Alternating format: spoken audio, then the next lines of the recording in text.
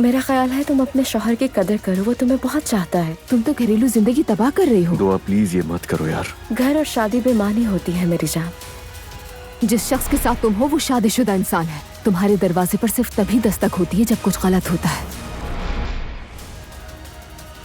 ज़ैनब क्या बात है? अगर मैं सच कहूँ कि मैं उससे इम्प्रेस नहीं हुई तो ये झूठ होगा। उमर से मुझे सिक्योरिटी का एहसास होता है। दुआ हम दोनों ने एक दूसरे से क्या वादा किया था?